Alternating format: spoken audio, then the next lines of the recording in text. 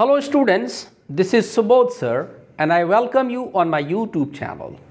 Dear friends, आज इस video में मैं आपको एक ऐसे टॉपिक लेकर आया हूं आपके लिए जो आपके हर परीक्षा में ईच एंड एवरी एग्जामिनेशन में आपको इम्पॉर्टेंट होता है।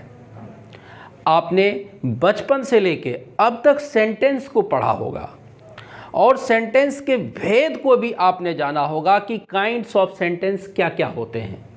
जैसे मीनिंग के आधार पर आप सेंटेंस को पढ़ा होगा और मीनिंग के आधार पर सेंटेंस को 4 पार्ट्स में बांटा गया है, 4 काइंड्स में बांटा गया होगा। ये आपने इजीली पढ़ा होगा। जैसे एडजेक्टिव सेंटेंस हुआ, इंपेरेटिव सेंटेंस हुआ, इंट्रोगेटिव सेंटेंस हुआ और एक्सक्लेमेटरी सेंटेंस और एक ऑप्टेटिव सेंटेंस में भी आपने पढ़ा होगा। लेकिन इस वीडियो में मैं आज आपके लिए सच में थोड़ा इन सभी सेंटेंस से अलग आपको हम सेंटेंस पैटर्न की चर्चा करने वाले हैं। आज आपको है ना किसकी चर्चा करने वाले हैं dear students? Sentence pattern. Sentence pattern का मतलब क्या हुआ ये आज आपको देखना है कि सेंटेंस पैटर्न क्या है। Sentence pattern dear students structure पर आधारित होता है।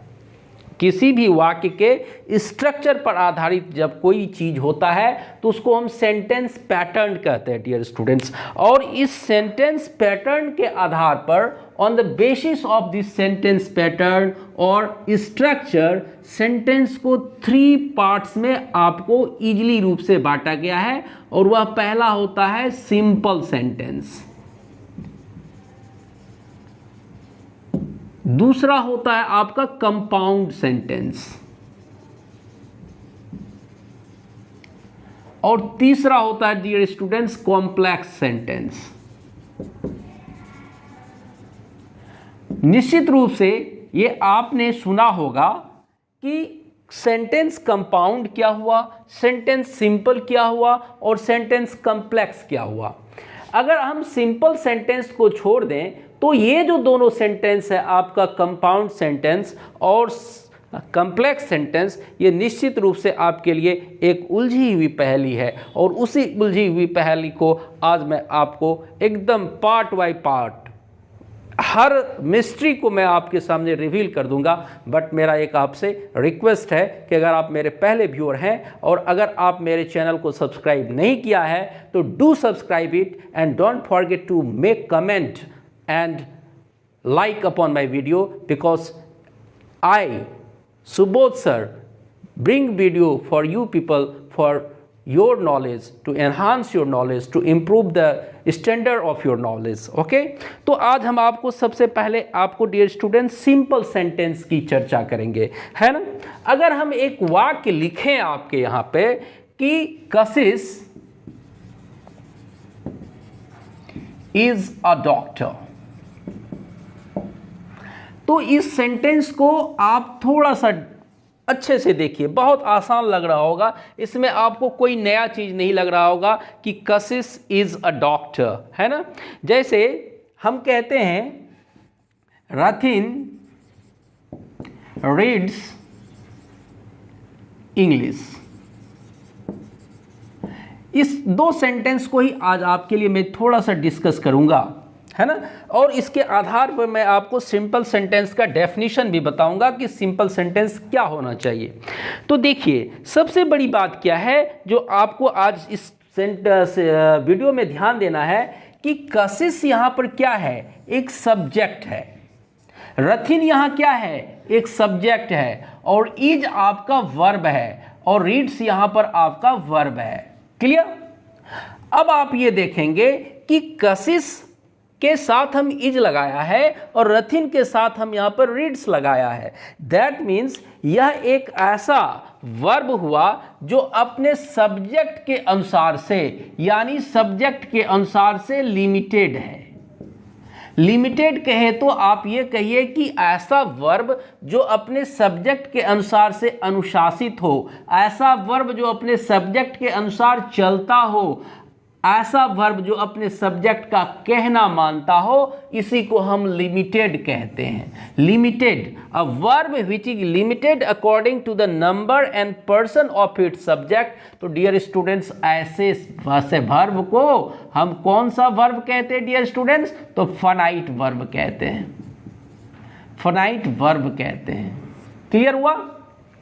तो सब्जेक्ट यहां पर कशिश है, इज यहां पर फाइनाइट वर्ब है। तो आप क्या देख रहे हो कि ये मिलकर के सब्जेक्ट और एक फाइनाइट वर्ब मिलकर के बनाता क्या है? तो एक क्लाउज बनाता है। क्या बनाता है? क्लाउज बनाता है। एक क्लाउज बनाता है, जैसे रथिन रीड्स, तो इसमें रथिन सब्जेक्ट है, रीड्स आपका फाइनाइट वर्ब है। तो दोनों मिलकर के क्या बनाया? एक क्लाउज बनाया। अब इस वाक्य को देखिए कि कशिश इज अ डॉक्टर। यह वाक्य किसी अपना मीनिंग पूरा करने के लिए, अपना अर्थ पूरा करने के लिए किसी दूसरे पर निर्भर नहीं है। यानी कि यह वाक्य अपने आप में एक पूर्ण अर्थ देता है। रथिन रीड्स इंग्लिश, अगर हम ये वाक्य को पूरा लें तो रथिन अंग्रेजी पढ़ता है, यह वाक्य अपने आप में पूर्ण अर्थ देता है। तो क्लियर हुआ? तो अब आप यहां पर सिंपल सेंटेंस की परिभाषा को लिख सकते हैं कि a simple sentence is one which has one subject and one finite verb. आप ये कह सकते हो कि a simple sentence is one which has one subject and one finite verb.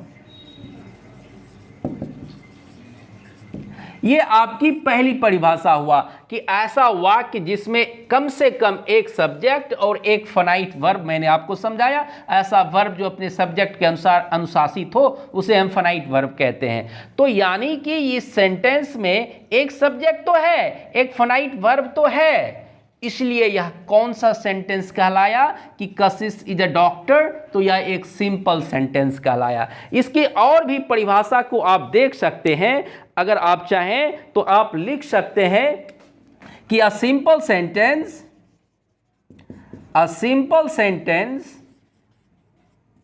Is one which has a subject and a predicate is called a simple sentence। यानी कहने का मतलब क्या हुआ कि ऐसा सेंटेंस जिसमें एक सब्जेक्ट हो और इधर वाला जो सेंटेंस के अलावा जो बाकी पार्ट बच जाता है सेंटेंस में, वह आपका प्रेडिकेट कहलाता है। तो यानी कि ऐसा वाक्य जिसमें एक सब्जेक्ट हो और एक प्रेडिकेट हो उसे हम सिंपल सेंटेंस कह लेंगे। या ऐसा सेंटेंस जिसमें कि एक आपका सब्जेक्ट हो और एक फाइनाइट वर्ब हो उसे हम कौन सा सेंटेंस कहेंगे? तो आप ऑब्वियसली वहां पर कह देना कि इस प्रकार के सेंटेंस को हम क्या कहेंगे? सिंपल सेंटेंस कहेंगे। आप और भी एग्जांपल्स को देख सकते हैं सिंपल सेंटेंस को समझने के लिए। जैसे आप अगर कोई ये कहता है कि honesty is the best policy, honesty is the best policy. आप देखिए यहां पे ऑनेस्टी सब्जेक्ट हो गया, इज आपका फाइनाइट वर्ब हो गया। एक ही सब्जेक्ट है, एक ही वर्ब है, तो आपका कौन सा सेंटेंस हो जाएगा? बताइए कौन सा सेंटेंस हो जाएगा? तो निश्चित रूप से यह आपका सिंपल सेंटेंस हो जाएगा कि नहीं हो जाएगा, है ना। जैसे my friend gave me some money. अब आप इसमें देखिए, माय फ्रेंड आपका सब्जेक्ट हो गया, गेव आपका क्या हो गया? फाइनाइट वर्ब हो गया। यानी कि इस वर्ब किसके अनुसार से लिमिटेड है? तो आप कह सकते हो कि माय फ्रेंड के अनुसार यहां पर गेव वर्ब दिया है और इसीलिए यह सेंटेंस क्या हो गया? तो आपका हो गया सिंपल सेंटेंस। और भी एग्जांपल्स के द्वारा मैं आपको समझाऊंगा कि कैसे यह सेंटेंस आपका सिंपल सेंटेंस है। जैसे आप कह सकते हो failures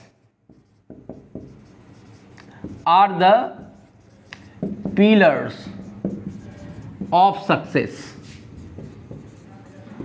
कि ये आर जो है यह लिमिटेड है किसके अनुसार, फेलियर सब्जेक्ट के अनुसार। आर हो गया वहां पे, इसलिए यहां पर आपका कौन सा सेंटेंस हो गया, तो सिंपल सेंटेंस हो गया, है ना। सिंपल सेंटेंस वह सेंटेंस होता है जिसमें कि एक सब्जेक्ट होता है और आपका एक फाइनाइट वर्ब होता है। जैसे I am sure of my success, I am sure of my success, I subject हो गया, एम आपका फाइनाइट वर्ब हो गया। बिल्कुल, जो एम किसके अनुसार लिमिटेड है, तो आई सब्जेक्ट के अनुसार से लिमिटेड है। तो सिंपल सेंटेंस आपको मैंने डेफिनेशन के साथ आपको पूरा डिटेल से समझाया। अब सिंपल सेंटेंस के बाद अब थोड़ा सा आप कंपाउंड सेंटेंस में आपको इस वीडियो में लेके आऊंगा, और कंपाउंड सेंटेंस को जब आप समझेंगे then after you will understand the difference between the simple sentence and the compound sentence. Clear? तो चलिए कंपाउंड सेंटेंस को समझेंगे हम लोग अभी, और इस वीडियो को आप अंत तक जरूर देखें ताकि आपको सिंपल और कंपाउंड सेंटेंस का जितना भी आपका डाउट है वो सारा डाउट आपका आज क्लियर हो जाएगा। क्योंकि एग्जामिनेशन में आपको सिंपल सेंटेंस और कंपाउंड सेंटेंस दोनों तरह के सेंटेंस को पूछे जाते हैं। चलिए कंपाउंड सेंटेंस, अगर आप थोड़ा सा नाम सुनेंगे, कंपाउंड सेंटेंस यानी कि कंपाउंड किसको कहते हैं, जब किसी दो चीज या दो से अधिक चीजों को हम एक साथ मिला देते हैं तो वह क्या कहलाता है, कंपाउंड हो गया। क्लियर? तो कंपाउंड सेंटेंस को समझने के लिए आपको सबसे पहले क्लाउज को समझना होगा, और क्लाउज को 3 पार्ट में बांटा गया है। हो गया? पहला आपका प्रिंसिपल क्लाउज है, दूसरा आपका कोऑर्डिनेट क्लाउज है,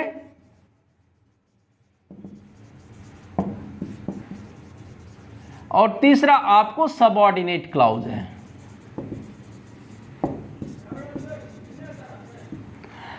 अब आप प्रिंसिपल क्लाउज को समझिए। तो प्रिंसिपल क्लाउज को हम इंडिपेंडेंट क्लाउज भी कहते हैं, या इसको मेन क्लाउज भी कहते हैं dear student.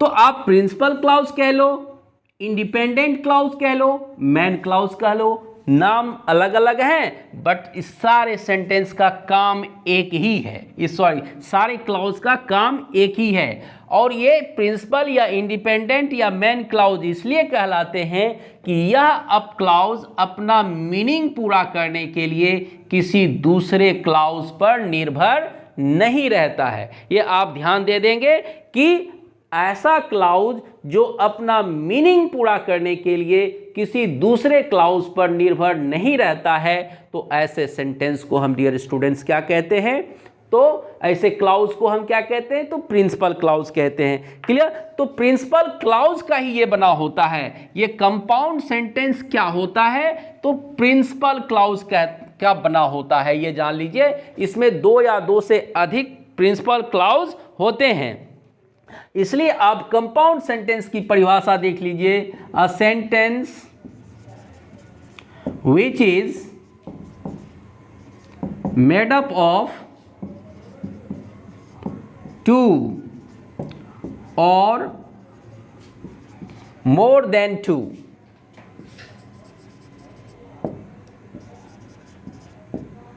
main clauses is called compound sentence। यानी कि ऐसा सेंटेंस जो 2 या 2 से अधिक प्रिंसिपल या मेन क्लाउज या इंडिपेंडेंट क्लाउज का बना होता है, तो ऐसे सेंटेंस को डियर स्टूडेंट्स हम कंपाउंड सेंटेंस कहते हैं। ओके?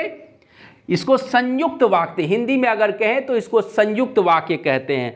और सबसे बड़ी जो इंपॉर्टेंट चीज आपको कंपाउंड सेंटेंस में देखना है कि ये कंपाउंड सेंटेंस डियर स्टूडेंट्स हमेशा कोऑर्डिनेटिंग क्लाउज्स कंजक्शन से, कोऑर्डिनेटिंग कंजक्शंस से जुड़े होते हैं। यानी कि दो प्रिंसिपल क्लाउज है तो कंपाउंड सेंटेंस वह तभी होगा जब उसके बीच में कोऑर्डिनेटिंग कंजक्शन जुड़ा होगा, यानी लगा होगा। यानी कोऑर्डिनेटिंग कंजक्शन ऐसा कंजक्शन जो समान स्तर वाले, जो समान क्लाउज को आपस में जोड़ता है। जब दोनों क्लाउज का वैल्यू बराबर हो, इक्वल रैंक के क्लाउज को जो जोड़ने वाले कंजक्शन होते हैं वह कोऑर्डिनेटिंग कंजक्शन होते हैं। और कोऑर्डिनेटिंग कंजक्शन के अनेक सारे एग्जाम्पल्स हैं, जैसे आप देख लीजिए, एंड है, बट है, और है,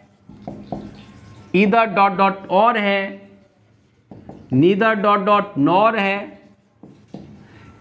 स्टिल है, येट है, देयरफॉर है,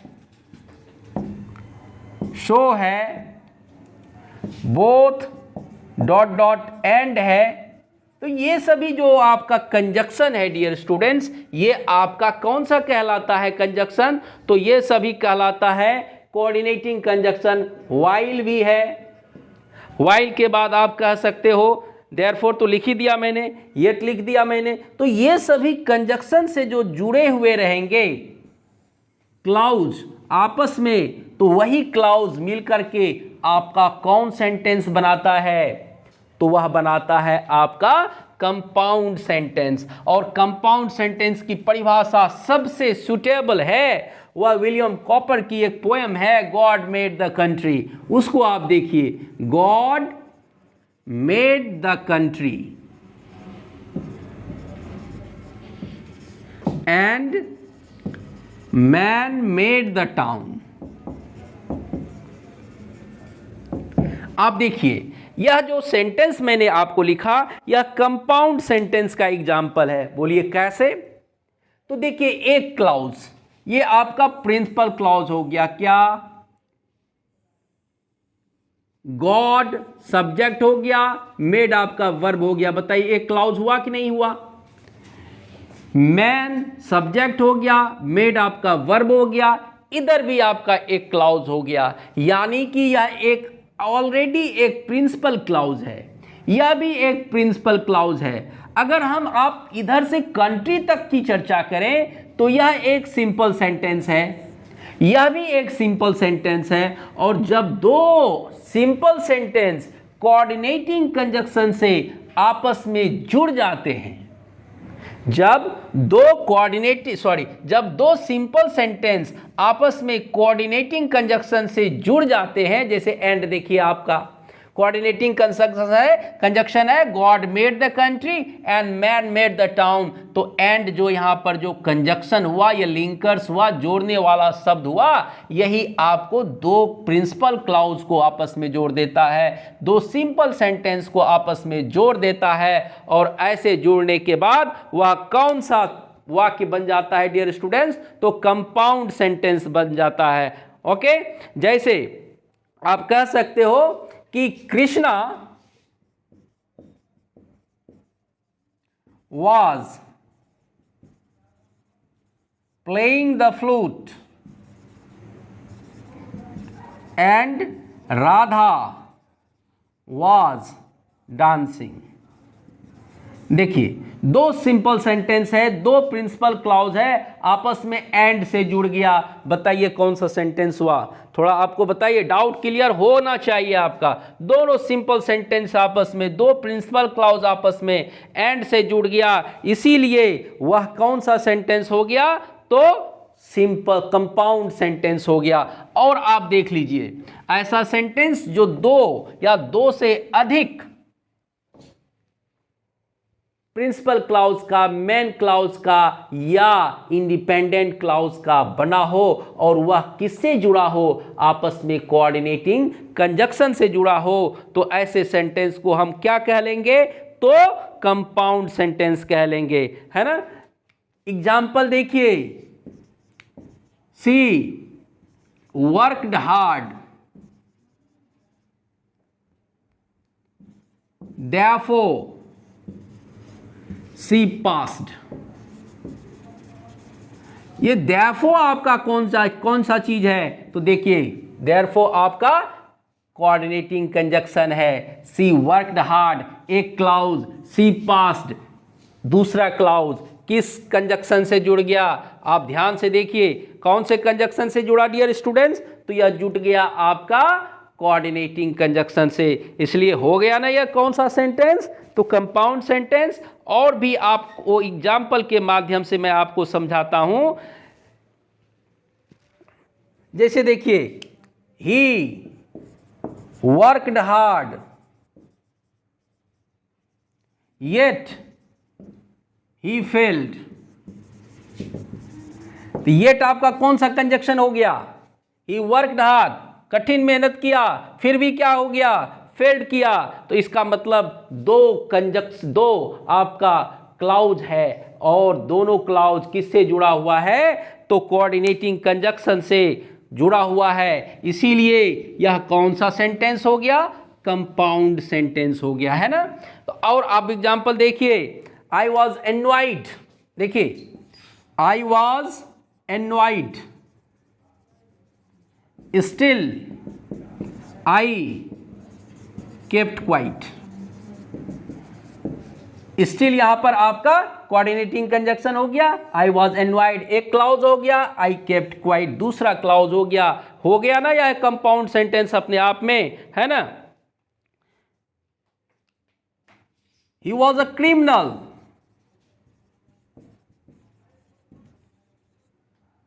सो ही वॉज जेल्ड। देखिए सो क्या हो गया आपका? कोऑर्डिनेटिंग कंजक्शन हो गया। ही वॉज ए क्रिमिनल एक क्लाउज, ही वॉज जेल्ड दूसरा क्लाउज, दो क्लाउज आपस में क्या जुड़ के बन गया? तो यह आपका कंपाउंड सेंटेंस बन गया। और भी आप देख सकते हो, जैसे एग्जांपल के लिए अब कभी कभी ये कोऑर्डिनेटिंग कंजक्शन के स्थान पर कॉमा का भी प्रयोग कर देते हैं। जैसे आई केम, आई सॉ, आई कंकर्ड। देखिए यहां पे एक क्लाउज, दो क्लाउज, तीन क्लाउज, ये कॉमा जो है इस किसके स्थान पर आया? तो कंजक्शन के स्थान पर आया। तो कभी कभी कॉमा से हम कंजक्शन को हटा देते हैं, फिर भी यह आपस में यह कौन सा सेंटेंस हो गया? तो कंपाउंड सेंटेंस हो गया। तीन क्लाउज है और तीनों क्लाउज में सब्जेक्ट वर्ब है, सब्जेक्ट वर्ब है, सब्जेक्ट वर्ब है। यह सेंटेंस अपने आप में कौन सा सेंटेंस हो गया? वह कंपाउंड सेंटेंस हो गया। और आप एग्जाम्पल देखिए, शी मस्ट वीप और शी विल डाई। देखिए यहां पे और आपका कौन सा कंजक्शन हो गया? आपका, है ना। और आपका कौन कंजक्शन हो गया? कंपाउंड कंजक्शन हो गया। विल के जगह पे आप मस्ट का भी प्रयोग कर सकते हैं, है ना। तो क्या हो गया? सी मस्ट वीप और सी मस्ट डाई, ये आपका कंपाउंड सेंटेंस हो गया। तो कंपाउंड सेंटेंस में आपकी विशेषता आज के क्लास की यही रही कि कंपाउंड सेंटेंस को समझने के लिए डियर स्टूडेंट्स आपको क्लाउज का नॉलेज होना चाहिए, आपको सिंपल सेंटेंस का नॉलेज होना चाहिए, क्योंकि दो सिंपल सेंटेंस आपस में जुड़ करके ही वह कंपाउंड सेंटेंस बनाता है ना। और मैं आपको कॉम्प्लेक्स सेंटेंस से इसकी जानकारी अगले वीडियो में दूंगा, क्योंकि ये वीडियो लंबा होते जा रहा है और आप ज़्यादा से ज़्यादा शॉर्ट वीडियो ही पसंद करते हो। तो फिर आपको अगले क्लास में मैं कॉम्प्लेक्स सेंटेंस लेकर आऊँगा। तब तक आप मेरे वीडियो को लाइक करिए, कमेंट कीजिए और मेरे अगले वीडियो का इंतज़ार कीजिए। तब तक टेक केयर, गुड नाइट।